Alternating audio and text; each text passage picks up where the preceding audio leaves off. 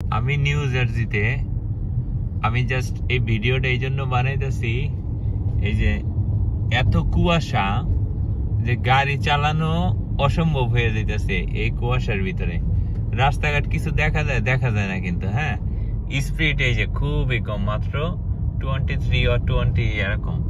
এই যে ওই যে একটা গাড়ি ওই রোড দিয়ে আসতেছে, ওই যে যাইতেছে, দেখা যাইতেছে, কিন্তু এই যে এই রোডে খুব এইখানে কিন্তু 70-এ গাড়ি চলে, অলমোস্ট 70 মাইল, কিন্তু এখন চলতেছে 30, কিছুই দেখা যায় না, একবারে কুয়াশাতে ভরপুর। হ্যাঁ এই যে আমি এই রোডটাতে তো তাও একটু, এর আগে আরেকটা রোড আমি কিছুই দেখতেছি না, 10 ফিট দূরও দেখি না। এই যে কি অবস্থা, হ্যাঁ কুয়াশা। তবে এটা নিউ ইয়র্কে না, এটা নিউ জার্সিতে। এটা নিউ জার্সিতে কুয়াশা বেশি, বিকজ এইখানে এই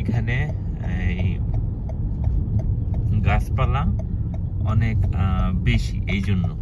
আর নিউ ইয়র্কে তো গাছপালা অনেক কম, ঠিক আছে, গাছ টাছ অনেক, এই জন্য নিউ ইয়র্কে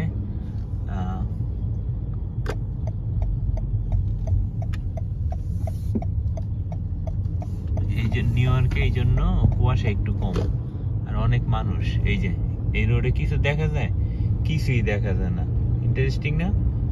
এই যে কিছুই দেখা যাইতেছে না, এত অন্ধকার। হ্যাঁ, নিউ ইয়র্কে এত কুয়াশা না, মানে কুয়াশা থাকলেও এরকম না। এই নিউ জার্সিতে, অন্য স্টেট গুলোতে এখানে গাছ টাছ অনেক বেশি, তো মানুষ কম, এখানে তো ঘনবসতি নাই, দ্যাটস ওয়াই এই অবস্থা। এই হাইওয়েতে উঠলাম, কিন্তু হাইওয়ে সেম থিং। হ্যাঁ, তো একটা জিনিস বলি, সেটা হলো আমেরিকাতে আসার পরে আমি অনেক স্নোতে, অনেক পাহাড়, অনেক স্নো, তারপরে পানিতে, মানে এত লেভেলে গাড়ি ড্রাইভ করছি, মানে একটা ভালো অভিজ্ঞতা হয়েছে। এইখানে অনেক পানি হয়, সেই পানির ভিতরেও ড্রাইভ করতে হয়। এখানে এমন কিছু এরিয়া আছে সেখানে পাহাড়ের মতো, মানে লাইক ইন্ডিয়ার দার্জিলিং এর মতো, ওই জায়গায় তো গাড়ি ড্রাইভ করতে হয়।